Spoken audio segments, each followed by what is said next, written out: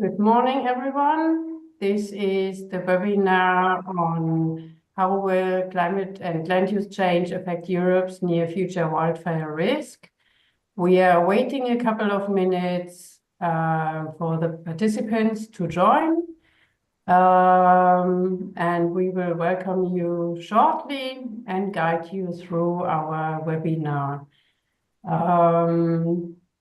With me are Alex Neidermeyer from the Free University of Amsterdam in the Netherlands and Mike Billing, also from the Potsdam Institute for Climate Impact Research. And this webinar is happening with great support from ADAI in Portugal. If you have just a bit of housekeeping, if you have questions to the content of the presentation, please use the Q&A button that you find below the presentation slides. Do not post them in the chat because we will not be able to follow them in the chat. Those of you who would like to have certificates, you will receive them from ADAI if you stay the full time of the seminar.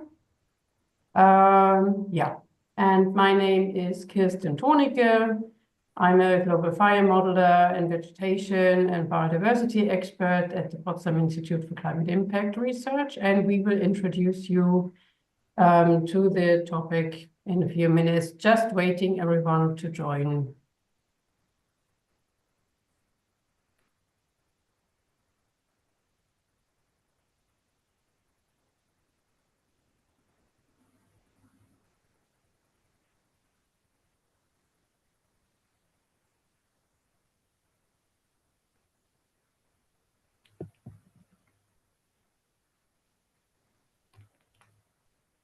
Okay, I think we can start now. Professor Viegas, you can welcome everybody, and probably we can start with this.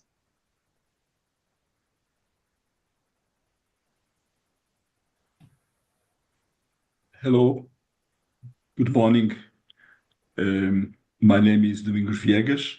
I'm the coordinator of the Fire Risk Project, and I would like to welcome, first of all, our speakers, and thank Luis Mario and the ADAI team for the organization of this event, and greet all of you that are attending this webinar. This webinar is actually the last official activity of Fire Risk Project because our project is ending today. I had a small presentation to show you, but I think I can go without it. Most of you have heard about the Fire Risk Project. It was a research and integration project for the last activity for the last 4 years. And we had gathered around 38 partners from all over Europe and other countries of the world, dealing with different subjects related to management of wildfire risk. And in the project, we worked in 3 main technical work packages. One was on risk assessment, the second was on risk reduction, and the third one was on risk adaptation. And this meeting today, this webinar, is actually on the adaptation to future conditions. We were asked by the European Commission to look at the wildfire risk in all its aspects, in all its components. And for that, we developed a framework linking all the processes associated to the danger and its parameters, to vulnerability and to exposure. And these 3 elements compose the risk of wildfire. And we developed a methodology to assess this risk, and we also looked at ways to modify the risk to reduce it. And looking at the future scenarios, both in climatic and in socioeconomic evolution, we looked at future conditions that we can expect in Europe and elsewhere, so that we can adapt ourselves to these future conditions. This was possibly one of the most challenging activities that we did, and I greet Kirsten and her team and all the work package 3 for the excellent work they did, because this is like looking in a crystal ball to see what we can hope, what we can expect in the future. And I'm very glad that we are ending the project, the official activities of the project, with this webinar, which is something that every one of us is very eager to know better what will be what we have in our perspective. And being this our last activity, I would like to take this opportunity to thank all of you that have followed our work and supported us during these 4 years, especially my colleagues from the consortium and those that worked, let's say, in the work package leadership and in the also the project coordination. I'd like to thank all of you for this work for this year.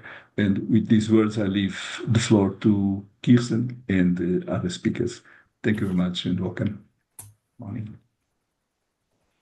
Thank you very much, Professor Viegas, for this nice introduction. Our today's topic is how will climate and land use change affect Europe's near future wildfire risk? And we will try to synthesize our main results here. But before we dive into that, let me introduce a bit how we deal with projecting indicated scale changes in fire and vegetation, and also to connect something to the past events. So we have ongoing climate change. And why is it important to plan now for the future conditions is that many forest management activities, many policy decisions that we do take today do have an influence on the upcoming decades. And these upcoming decades will happen under climate change conditions. And so it will be very important to take this also into account. Just to remind you where we are in, it's a stark reminder of the statement of the World Meteorological Organization for the 2024 climate, that it's likely the first calendar year to be more than 1.5 degrees above the pre-industrial era. So this is for the global scale. And this is the warmest year in the 175-year observational record. So this is really a stark climate. We know that one single year does not constitute that we have now reached the 1.5 degree global warming. For that, we would have to experience more years. But what it also shows, what you see here on the map, is the number of events and trends that reveal already the impact of ongoing climate change on extreme weather. And for Europe, we have 116 events. And among them are for Europe 3 wildfire events that were extreme, that without the influence of climate change wouldn't have been so bad in its impacts and consequences. And so this means that there's already a lot going on. There are already a lot of changes going on. And it also has to do with that, for example, Europe is the second continent that has warmed the most after Asia. So European continent is already about 2.2 degrees warmer than under a pre-industrial time. And so we really have a big challenge ahead of us. And that means we need to take changes in wildfire into account, and we need to learn the new conditions, because sometimes from our past experiences, it won't hold for the future. So we would have to look into the new conditions and maybe try to learn how these complex interactions will actually bring then the entire pattern. And then on the next slide, I also want to show you that this is not something on the single events. Colleagues have analyzed and run several climate and vegetation simulations that have a fire model embedded, like ours that we will talk about today in this webinar, is that climate change over the last decades have increased global burnt area by 15% and increased the probability of experiences months with above average global burnt area by 22%. This sounds like small numbers, but it also means that there is a trend already going on, and we have to be very careful and we need to be prepared for these future changing conditions.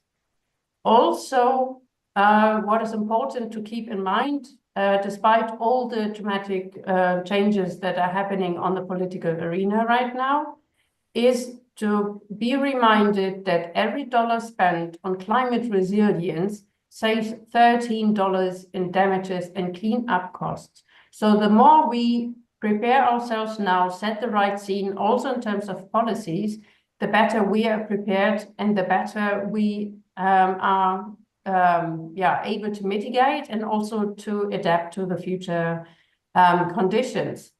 So with that motivation, I would like to hand over to my colleague Alex Neidemeyer, who will explain us how we actually build scenarios and how we actually understand them and want to interpret them. So over to you, Alex. Thank you. Good morning, everyone. That's very compelling. I hadn't seen those figures or statistics that way before. Yeah, that's a great start. Thank you. So with my 10 minutes and Mike's 10 minutes, we have a lot to go over.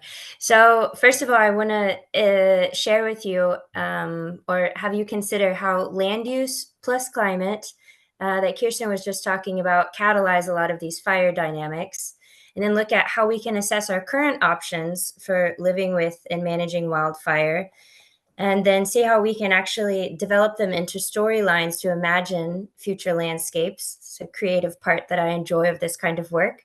And then how we can translate those storylines into models to see how what we do now could affect our future fire risk and what options we have. And then we'll see what we've learned so far in the Fire EU Risk project. And a spoiler alert is that managing fine fuels, so all those small things, grasses and small twigs, they're small, but they're mighty for actually reducing fire risk. So to start out with, this is probably familiar for a lot of you, but how does fire actually generate at the landscape scale? What are the drivers of this? In Europe, we see a lot of, especially in Southern Europe, a decrease of farming activities, for example, that has increased forests, it increases shrublands, and with that extra vegetation on the landscape, just like building a fire in your backyard or when you're camping, that's more vegetation on the landscape that can then also burn.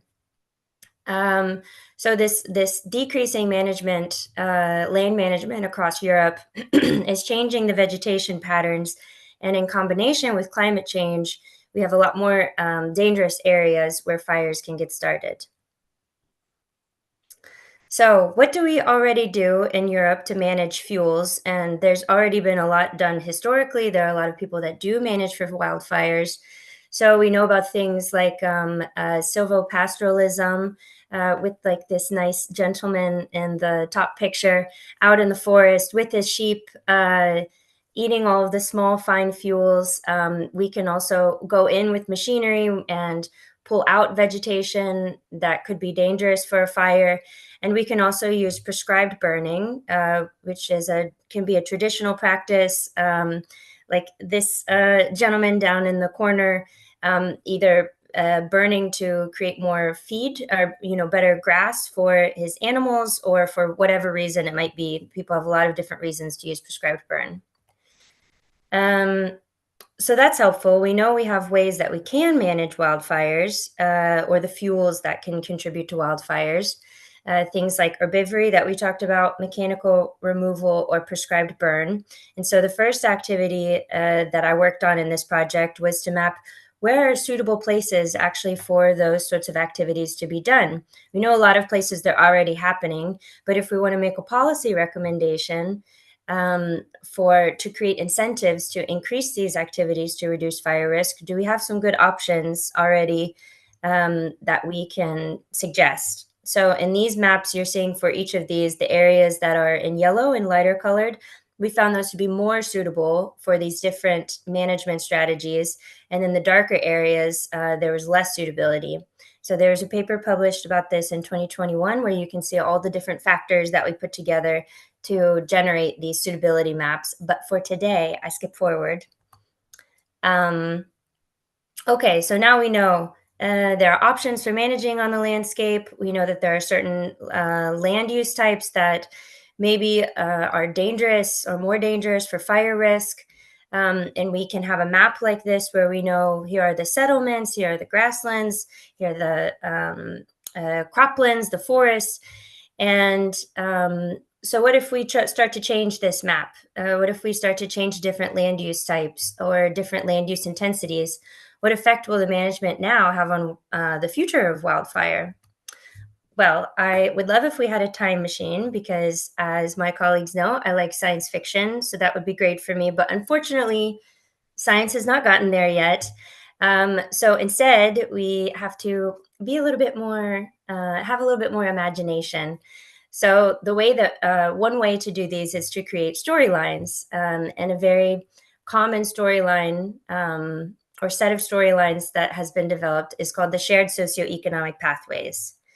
So you can see there are 5 of them, and they all kind of have a little different taste. They're a bit like different science fiction novels, imagining different types of futures. So in the first one, sustainability, this is more of a green future where we move towards more renewable energy and more sustainable transport, and we make a high effort to reduce emissions.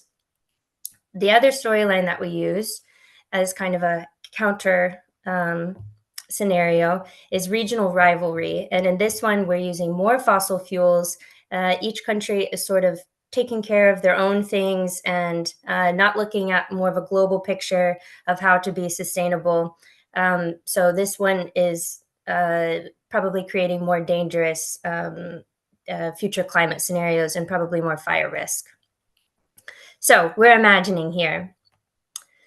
Okay, now we have a story, but we need to think about what will actually people need in the coming decades. So we take that story and we get really specific with it. Okay, how about economic development, environmental standards? What about forest products?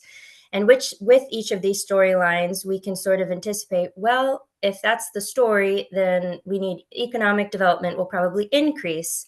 Environmental standards would increase in a greener scenario, whereas in a less green scenario, they'll probably decrease. And so for scenario, the SSP1, the picture is that we get better land management, but we do also get more people, a greater population because things are going well, which probably means more babies. And then in the SSP3, we get more fractured land management. So we get less vegetation on the landscape and more likely lower population numbers. Okay, but what about the numbers? Because the modelers, they need numbers to put in there to work on. So then we can get very specific. And the big takeaway here is just like I said, we translate this into value. So the population, for example, in SSP1, you can see in Northern Europe, for example, that the purple bar, that the population is increasing a lot in Northern Europe in SSP1. And even in Southern Europe, there's a 6% increase in population. Whereas in SSP3, we get lower population in most places, except for Northern Europe, still increases a bit.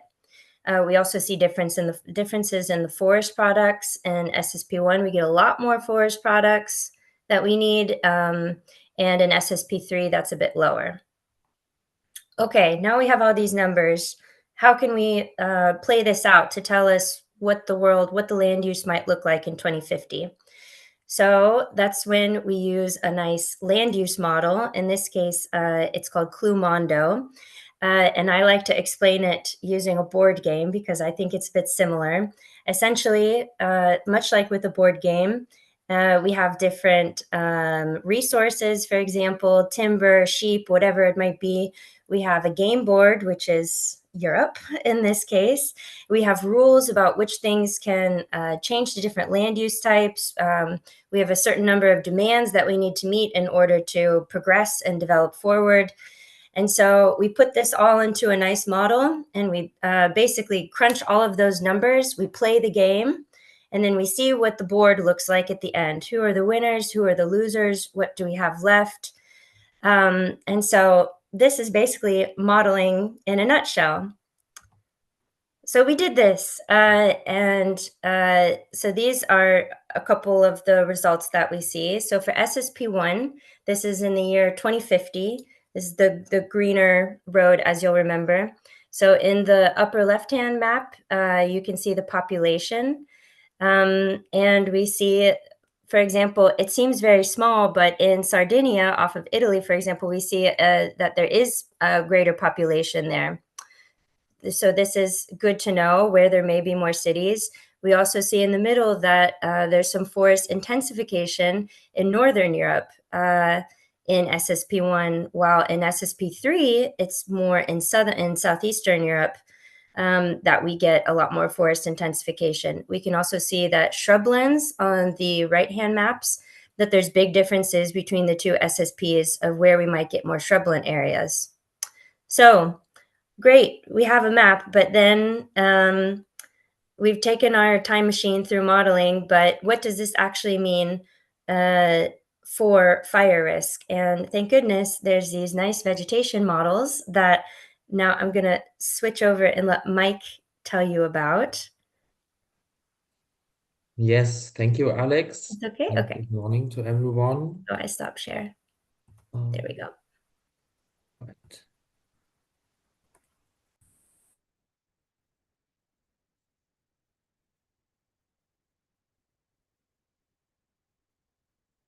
Okay, I hope you can see my screen.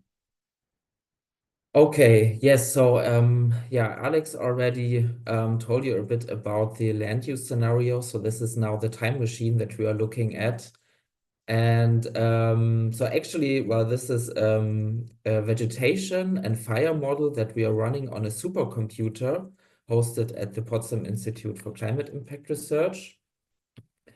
And with that, we are then finally looking at the future trends in wildfire that we get from the combined effect of climate change and land use. So this is what my part of the webinar will be about.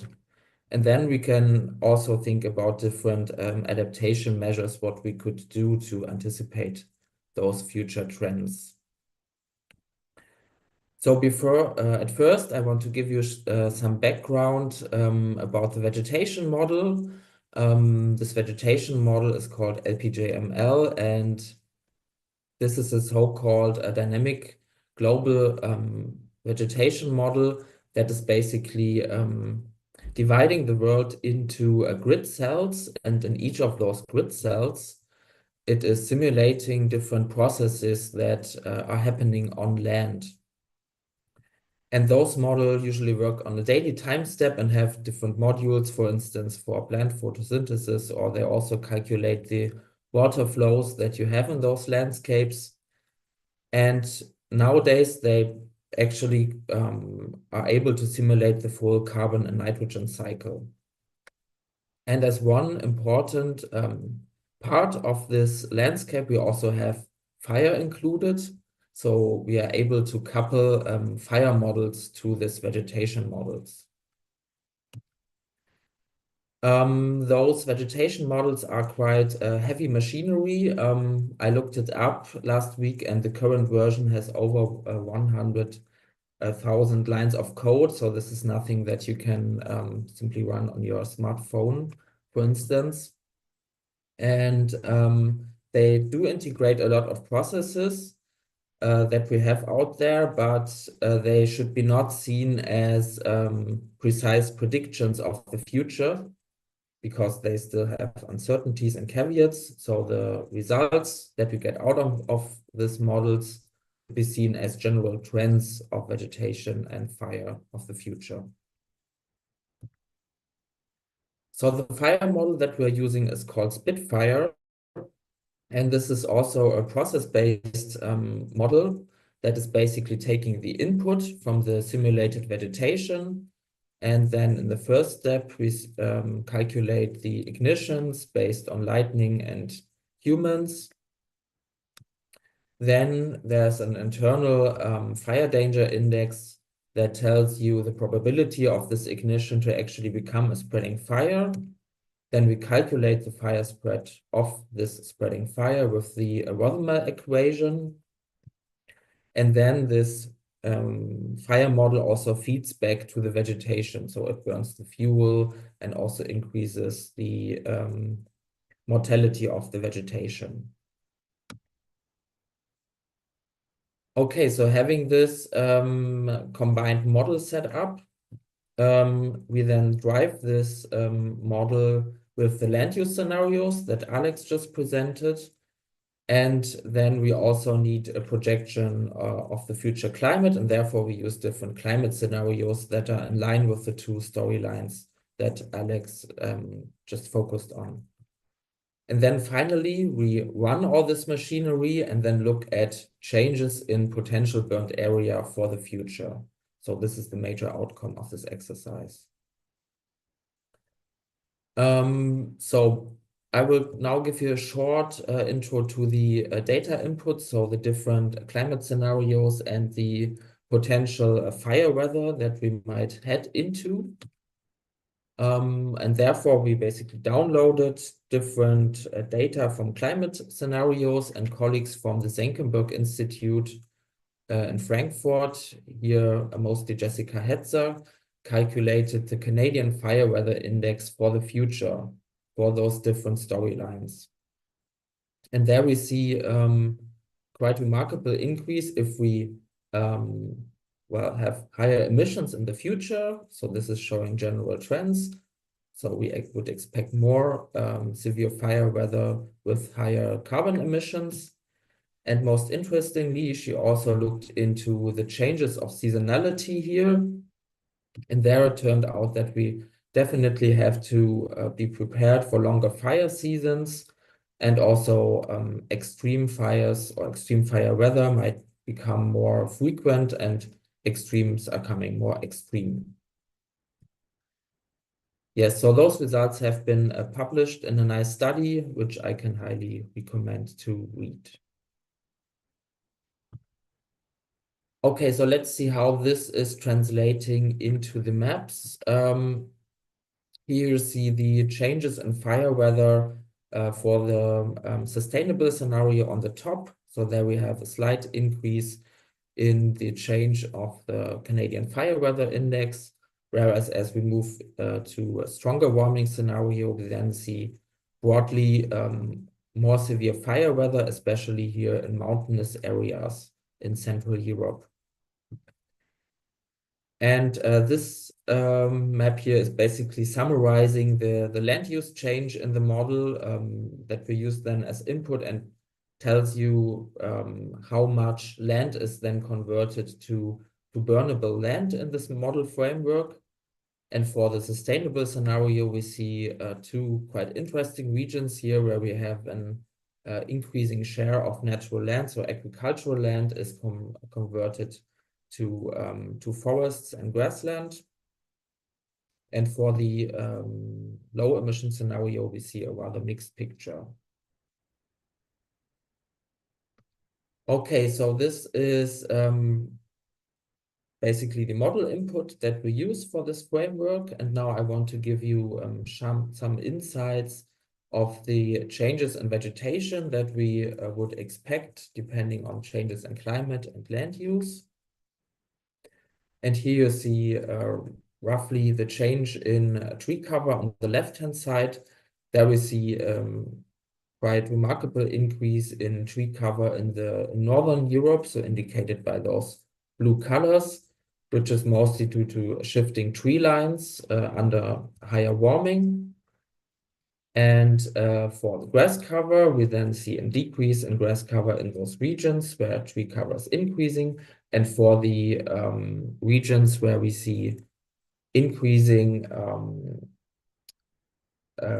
availability of natural land, so basically a measure also of land abandonment, we see also an increase in grass cover. And this is something that is decisive for fire modeling, because that might increase burnt area, for instance, because grasses burn pretty well.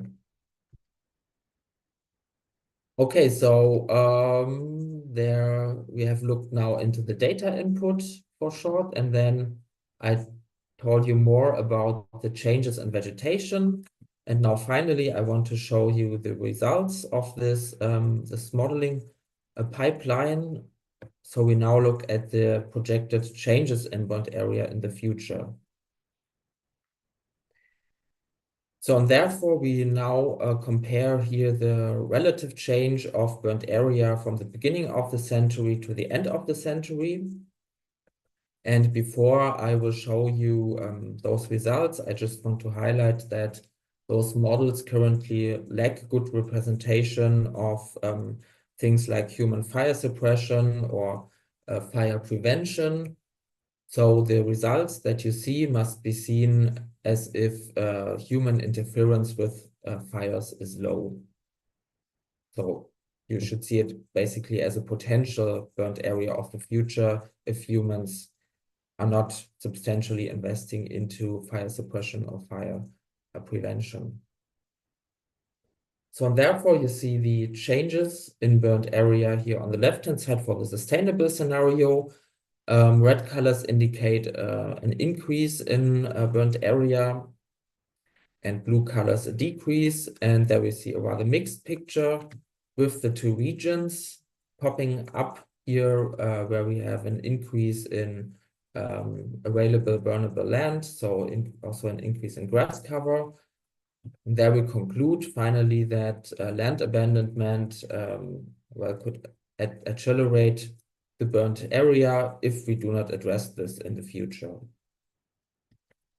And if we are moving onto higher emissions, we then see that the increased fire weather is dominating the picture, with a quite severe increase in potential burnt area also in many regions in Central Europe. And there we also see regions where now wildfires are occurring that have never seen wildfires before.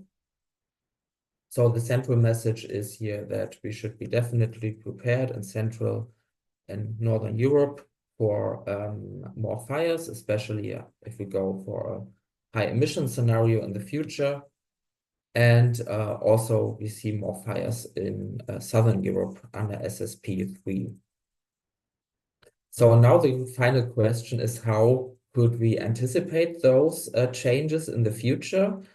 And therefore we have different options, and Alex will now tell you more about how we could manage our fuels to get this trend in another direction. Yes, and you don't mind to switch the slides for me, I hope, Mike. Yeah. Okay. So lucky us, Mike and Kirsten and I all got to create a power team to combine land use and their nice vegetation modeling and put it all together. And if you go to the next slide, we worked on this paper, which is still being prepared, where now that we know what happens when we put land use and vegetation together and we look at these future scenarios, but of course it's nice to be able to do something about it. So we explored what would happen if we manipulated different types of fuels. So just like when you build your campfire, there are different sizes of fuels. You use them at different times and they burn in different ways. So you can think of these the way the vegetation models do, which is as 1 hour fuels, 10 hour fuels, 100 hour fuels, 1,000 hour fuels, smaller to bigger. So we essentially created different storylines again, where we pick out from each of these different fuel classes in different periods over different periods of time. So the fine fuels you could remove more often, so maybe a little bit every year, whereas the larger fuels, like whole trees, you would only do that maybe every 10 years.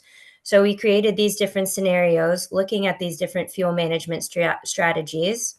LPJML Spitfire crunched all of the numbers for us. And then we looked at how certain metrics that can help you understand fire risk changed, such as how much burned area there was at the end, like Mike showed before, how much the surface fire intensity changes, the rate of spread of fire, the fuel bulk density, and then also the living biomass above and below ground. So if you go to the next slide. And just to give you a snapshot of the early results at that, which are rather striking, we found that when you do 1 hour fuel removal, so that's all of those tiny fuels that maybe sheep or prescribed burn could help reduce, creates a big decrease in burned area.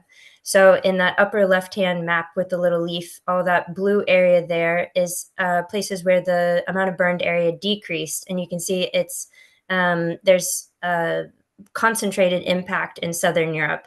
And this is probably a bit of the reflecting the way the model works and the fuel model within LPJML works. But in any case, it's rather striking that when you remove slightly larger fuels, the 10-hour fuels, you actually get an increase in burned area.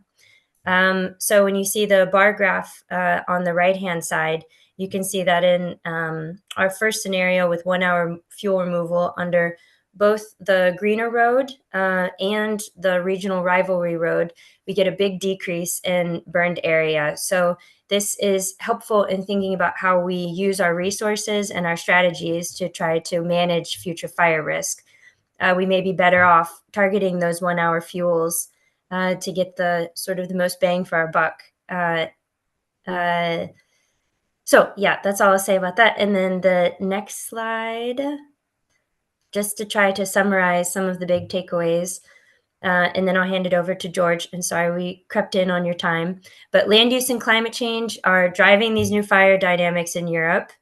We can use these scenarios to help us visualize the consequences of the decisions that we make now on our fuels, on our landscapes, and on our policy.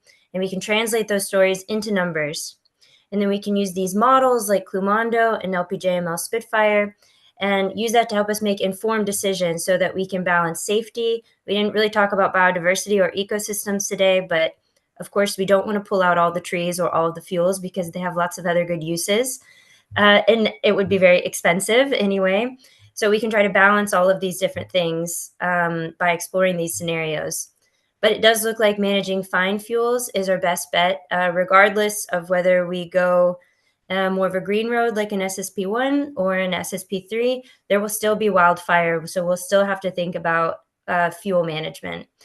And our next steps are to have better models, more complexity, more data. We want more, of course. For example, modeling what happens in the canopy of forests and crown fires. There's a lot more research that can be done. We just started to crack into this. So, and then we'd also look at different time and spatial scales. We only went to 2050 with the land use scenarios, but it would be nice to even look beyond that when climate change will be even more extreme to see what we're getting ourselves into. So short and long term, and then we looked quite globally at all of Europe, but it's also nice to look more locally within Portugal, for example, how will things change, and see if we can kind of downscale these models a bit.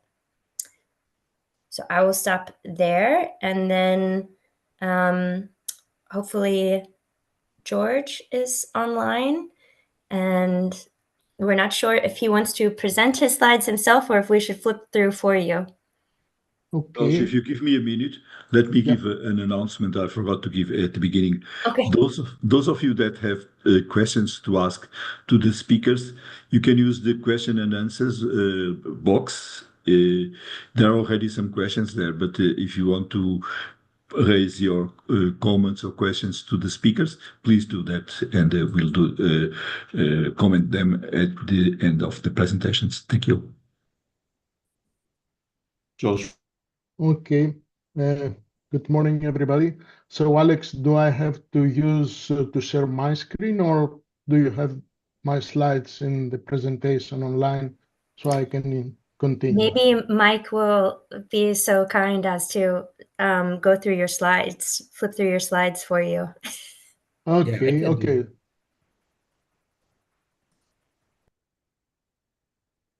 Is that No, no? This one? no, no. Okay, maybe you use your own slides then, and share your screen. Okay, then I will try to share my screen. Wait.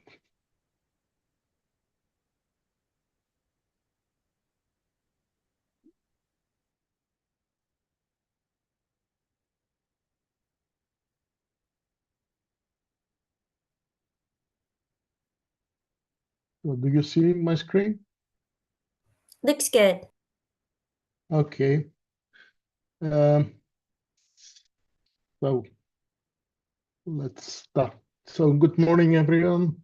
So in this section, I will briefly present some key aspects of the Fire Risk project, which are related to wildfire management policy at the European Union level. So what you will see here is a synthesis of the project's major findings concerning the work that we have done through a comprehensive review of both EU level and national wildfire policies. And as you see in this slide, I want to outline the main dimension that we have explored. These dimensions range from the common European Union instruments and national policy diversities to geographical and organizational challenges. Also shared the response measures and the strategic difference that we have identified among member states. And finally, we will take a look at the project's proposal that focus on improving policy coherence and enhancing operational coordination across the EU.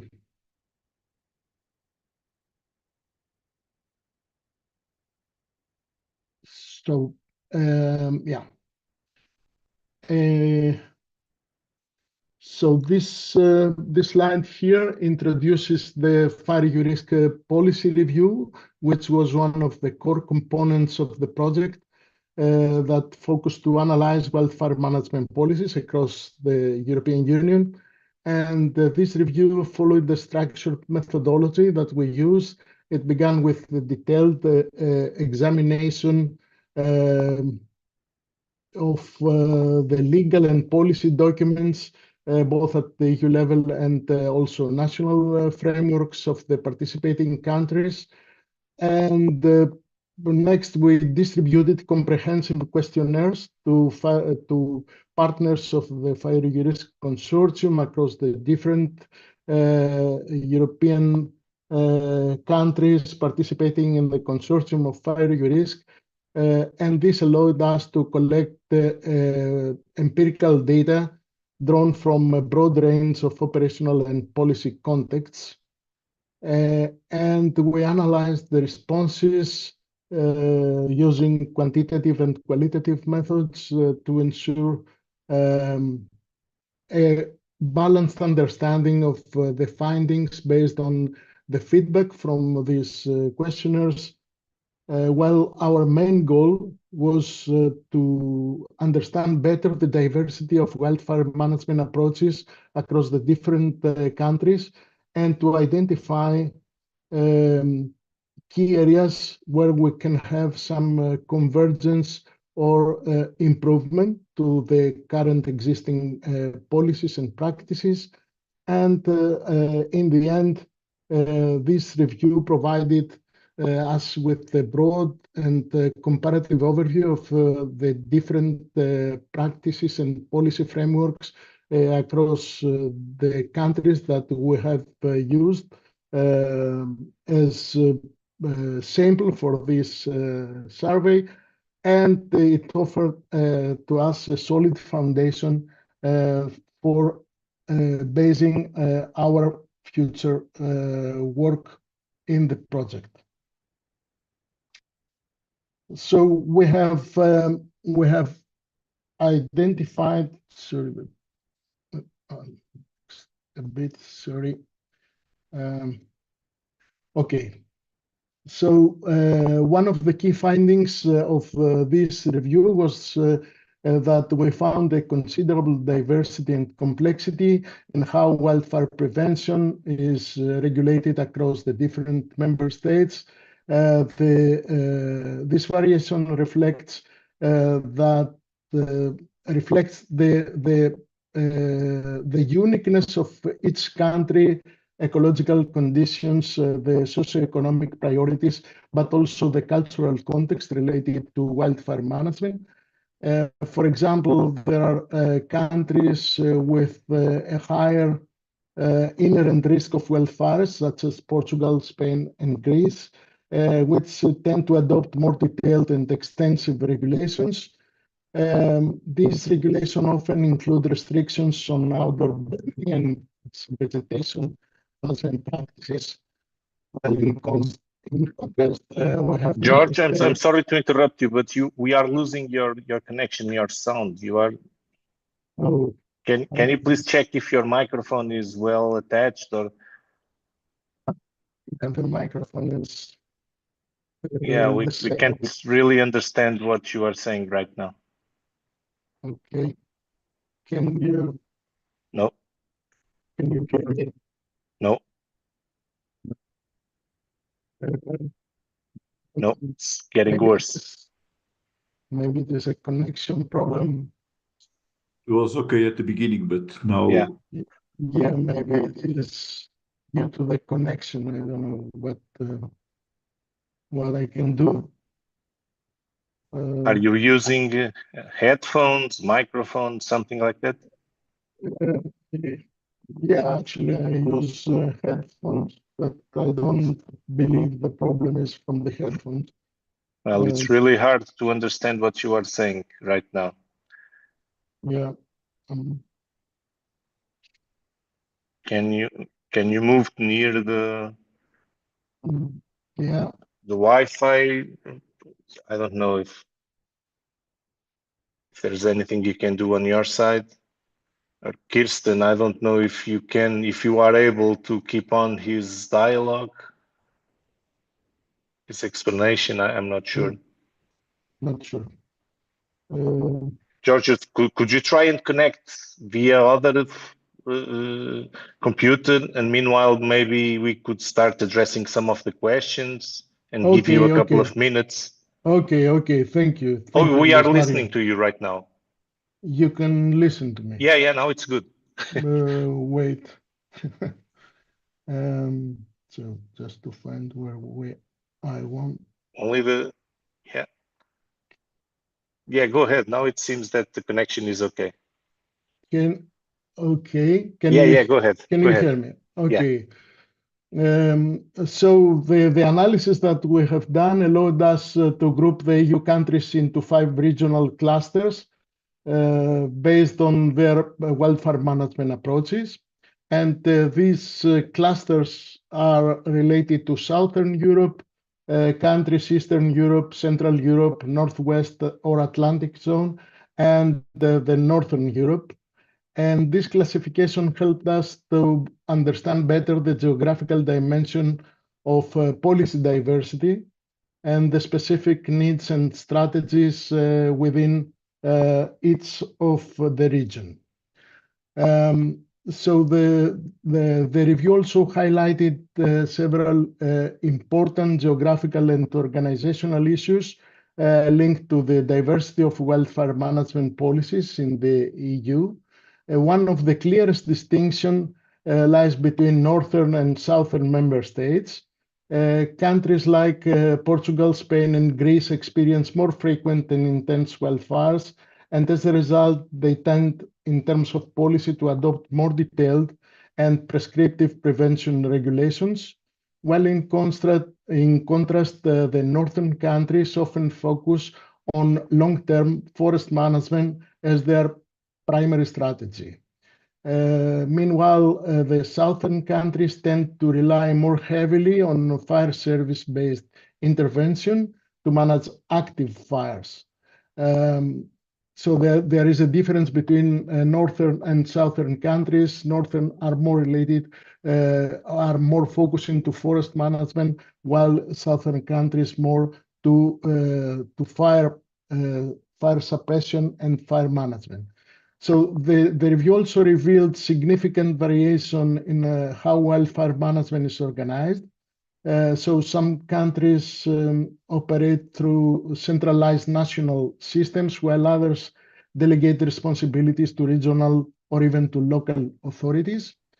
The institutional diversity, although contextually it is appropriate, it creates a major challenge. That is the absence of standardized wildfire management plans across member states. And this kind of fragmentation making it difficult to coordinate effectively, especially in the case of transboundary wildfire events, which is particularly relevant across these 5 geographic clusters that we mentioned earlier. So finally, it is important to acknowledge the wide range of entities involved in wildfire governance across the EU.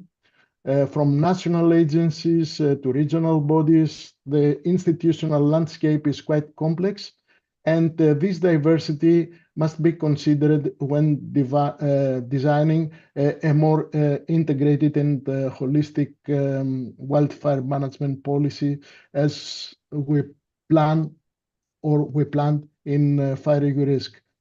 So despite the diversity that we mentioned before in policy frameworks, the review identified that there is also a number of common measures and best practices that are widely adopted in the different countries.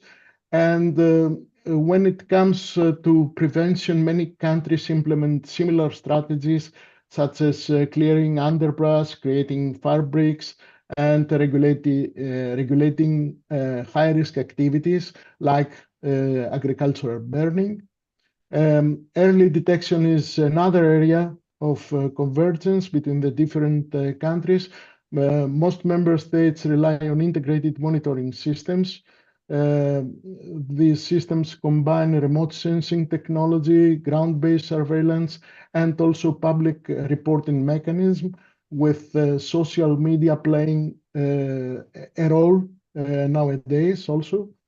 In terms of firefighting organizations, shared practices include the use of dedicated aerial fleet, well-trained ground crews, and specialized equipment.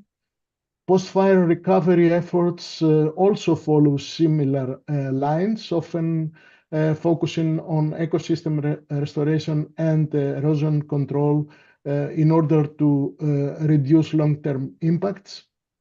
And a clear term that emerged from the review is the widespread adoption of advanced technologies, such as early warning systems, decision support systems, and modern firefighting tools, which could reinforce these common approaches.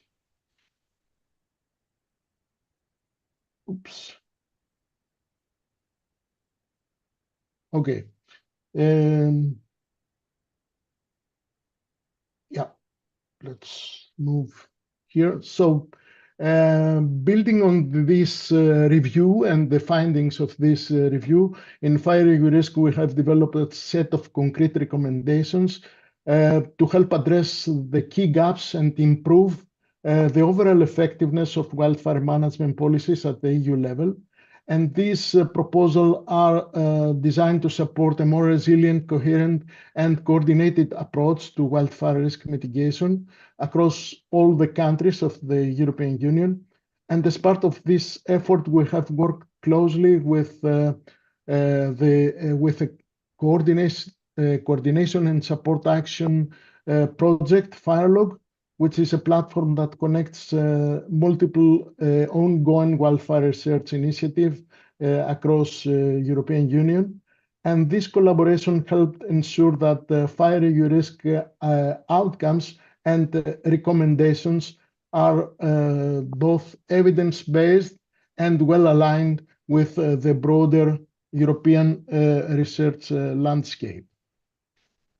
Now, the overarching goal that we had in fire risk is to develop and promote an integrated science-based strategy for managing wildfire risk. And one of the project's key deliverables is a roadmap for implementing an integrated wildfire risk management strategy at the European Union level. And at the heart of this roadmap is a holistic approach to wildfire management, one approach that brings together operational response and ecosystem-based strategies into a unified end-to-end landscape management framework. This is one of the key recommendations and outcomes of fire risk in terms of policy recommendations. And this concept is proposed as a way to address the current fragmentation in wildfire governance, where the different responsibilities are often spread across multiple agencies and different administrative sectors. And in the way that fire risk approach the problem, forest and landscape management are positioned as the main pillars of a truly integrated strategy. To turn this vision of fire risk into action, we have put forward a set of concrete proposals aimed at improving coordination and strengthening the effectiveness of wildfire policies that, as mentioned before, we try to promote together with other projects, mainly the Green Deal projects and the Firelog coordination support action. And these initiatives include the development of a harmonized risk assessment methods, the adoption of standardized wildfire management protocols, and also coordinated approach of all these activities at the EU level.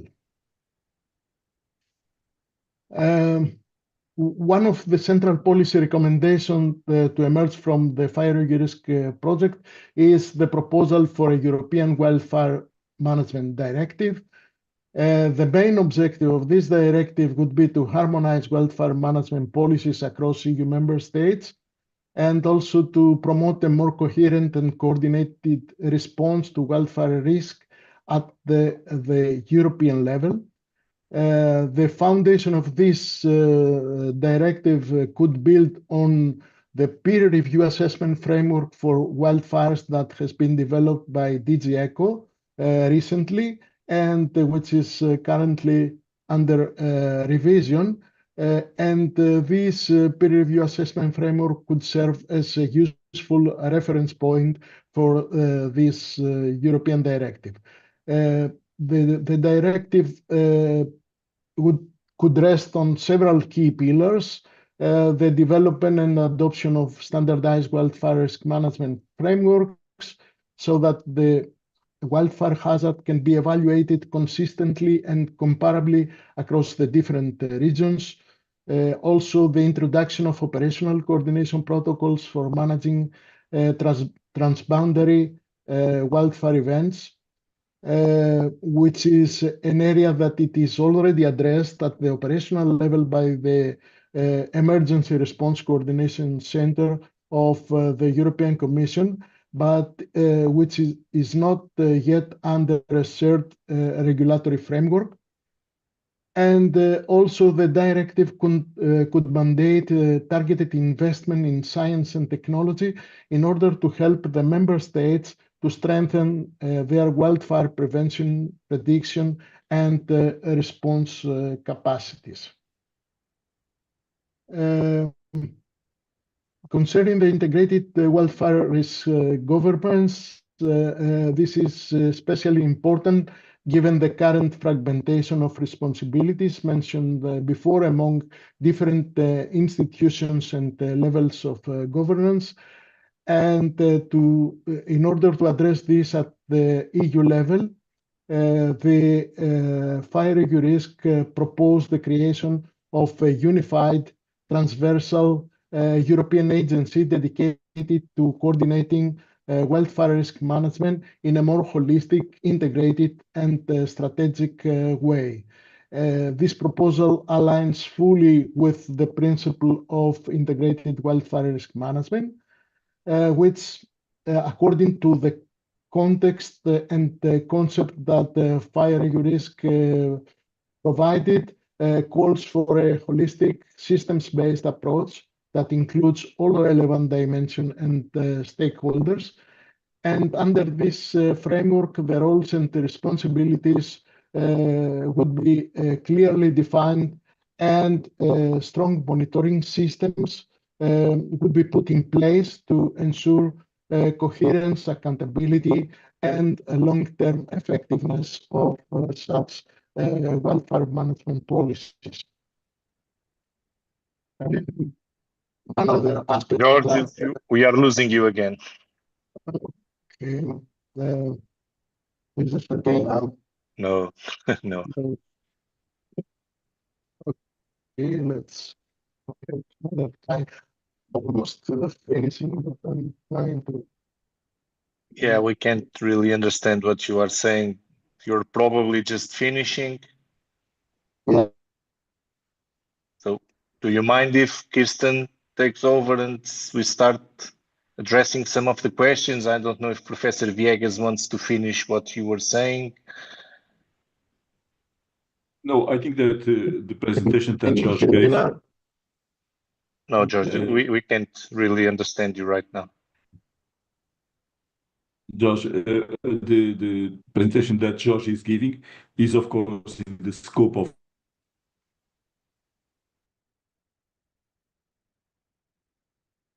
Well, right now, I think we lost also Professor Viegas. Okay. Can you hear me? Okay. So then, may I suggest that Kirsten and Alex, if you want to address the questions that were put in the box, I see that some of them were already answered by writing, but if you can also comment Yeah, maybe, thank you. Maybe I can put some general comments to the questions. The questions from the audience were addressing questions on the climate scenarios that we used and how we can explain some of the results regarding removing only 10-hour fuels, and also, why some local or regional specific conditions were not captured. And also there was an interesting discussion also going on the social perception and how we have captured details of the vegetation, because there are fundamental differences if we have broad-leafed versus evergreen or needle-leafed vegetation. So we have answered them in detail, but we could only explain some major details. And of course, in the dynamic vegetation model, we do simulate the detailed growth of all the different vegetation types, evergreen versus summergreen vegetation, needle-leafed versus broadleaf trees, and trees versus grasses that you have seen. So these are all dynamically changing. We have also covered a number of climate scenarios for each socio-economic scenario that we have shown. And what our maps want to show you is that under climate change, for these major pathways, there is an option to use a fine fuel management to reduce risk. So it would hold under climate change conditions to use these techniques. Yet it depends on the local conditions and maybe the regional policies that allow you to do this in one way or the other to translate this into your local management. And so to discuss whether it makes sense to in the context where you are working in, and to bring the different actor groups or say decision-making groups, the different experts together to find the most optimal solution for that. For us, the message we want to give you is that there is a chance to do this. Climate change would not override it. If we are on a sustainable pathway for which we all hope that our governments will solve this issue, and we will also have a chance to reduce the impact of climate change altogether. Alex, do you want to comment on some of the fuel management? There were some detailed questions. Also, people shared their experience from their working area. Yeah, I'll shortly say that I see these models and these land management strategy maps as a tool for communication, because a lot of people in this group probably do a lot of your own fuel management and firefighting and a lot of work at a very local scale, and communicating that to, I think, EU policymakers in a compelling way. You have to have a scientific basis for that, right? And using these models and doing this kind of research is really to help scale up, I think, what people are doing at a more local level. I don't see them as disconnected.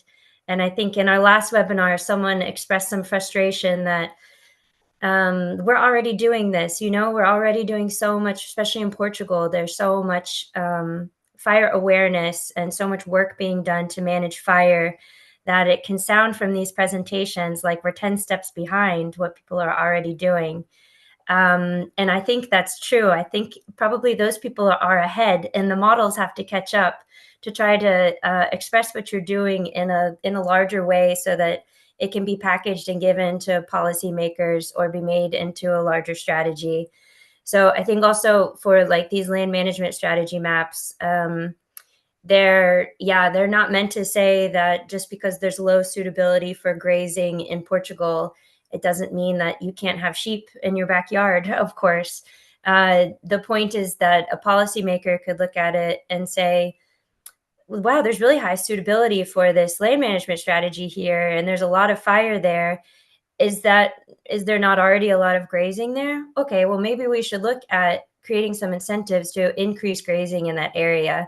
So that I hope that this is like a communication tool between, those different scales. Thank you, Alex. There's one last question that came in just now, which I would like to hand over to Mike.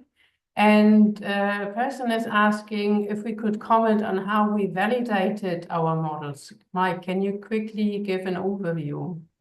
Yes, so those large-scale vegetation models and fire models, they're usually validated with, for instance, FluxNet data. So we look at the different carbon fluxes that we have in the model and compare them to observations. They're also validated regarding the simulated biomass.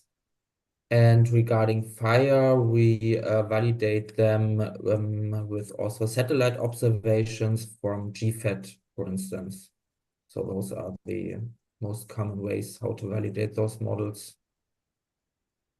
And can you say something to the quality that you saw when you did these validations? So I think they are, those models are good to simulate the general trends, especially when it comes to increasing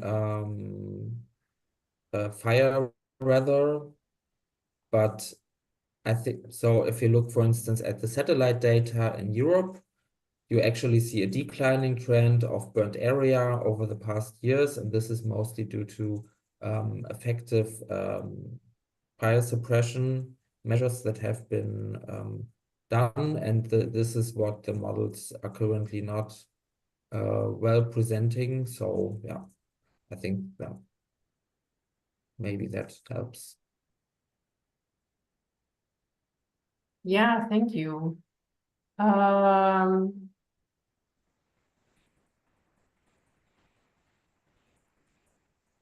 Yeah, I'm just reading a comment that came in just through the Q&A. Yeah, it's a comment on the 5-year EURIS directive that we are suggesting. And of course, the Water Framework Directive at the EU is an established tool, and there's a lot of experience being made already, and what works for such approaches. I think this is a nice way of connecting and learning from each other. So yeah, of course, the main factors that increase the fire risk is summer weather, wind, and land abandonment. And these are actually the factors that we were able to consider here in our modeling exercises. So Mike had pointed out the areas where, according to the land use projections, this could potentially happen, and how the reaction of the fire model and the vegetation would be in that case. So in that sense, we are confident that we can contribute the scientific evidence of how vegetation and fire and land use would interact in these complex landscapes in this area. So yeah, our expert George Eftiridis is just typing an answer, so probably there's more feedback coming from this side. Maybe Domingos, would you like to comment on this as well, or say a few words on the planned activity on the directive? Thank you, Kirsten. Yes, we propose that. We are not very, let's say, specific on its content. I'm sorry, but we cannot hear you also. Probably if you turn off your video. The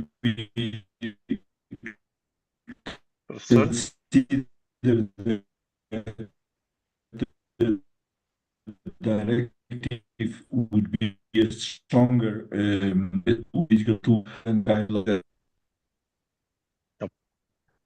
Kirsten. Okay, I'll do it. No. Okay. No. Very strong. You are.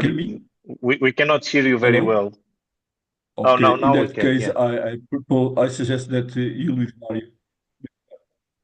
So Kirsten, you should take over and. Yeah. Okay. Yeah.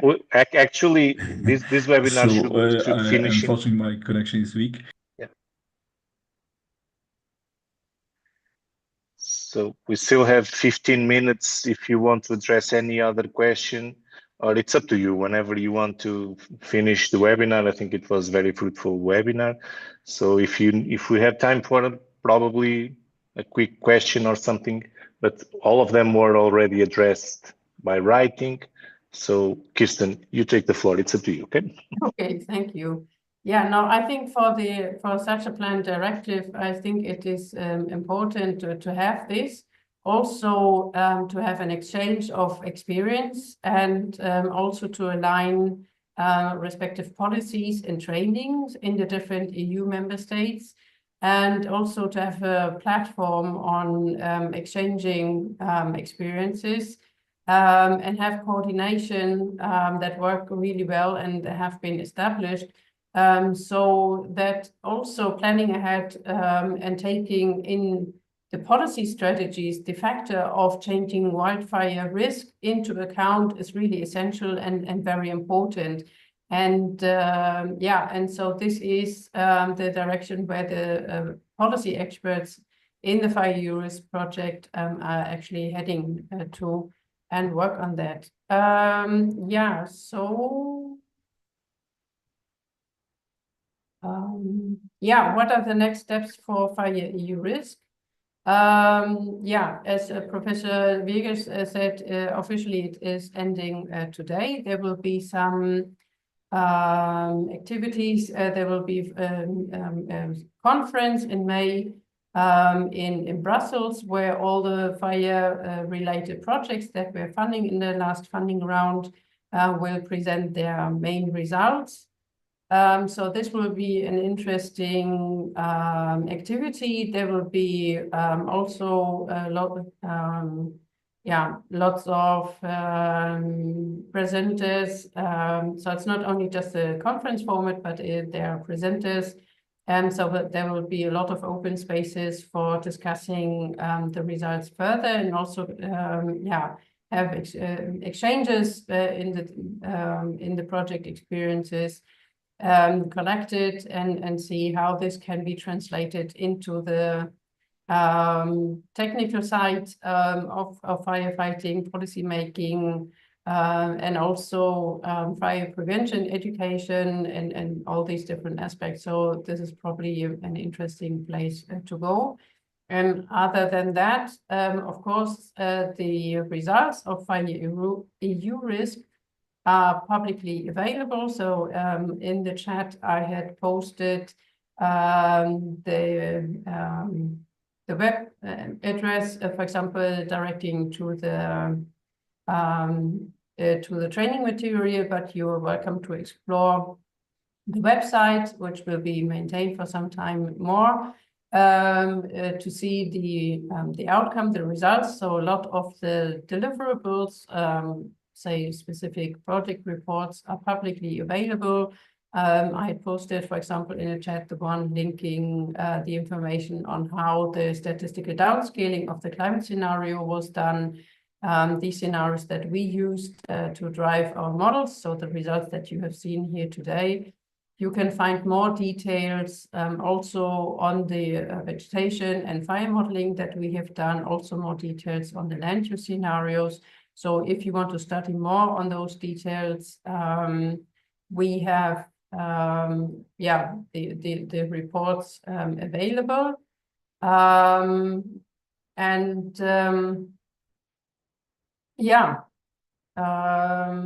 With that, I think we can conclude.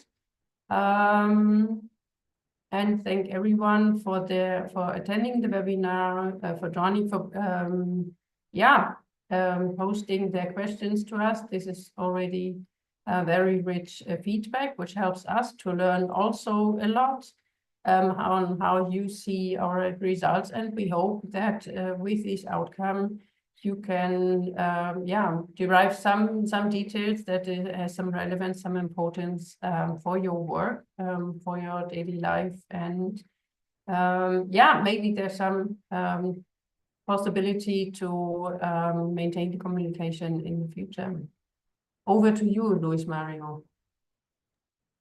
Okay, thank you, Kirsten. Thank you, everyone, for joining us, not only today, but during this full series of webinars from the Fire Risk Project. Hopefully, we can maintain some activity and keep doing these kinds of initiatives, even outside of Fire Risk Project, because the team is there. So hopefully, we can continue to share what we are doing. Okay. So goodbye, everyone. Goodbye, the last webinar. Goodbye. Yeah. Have a good day, everyone. Yeah, it was Bye-bye. super nice.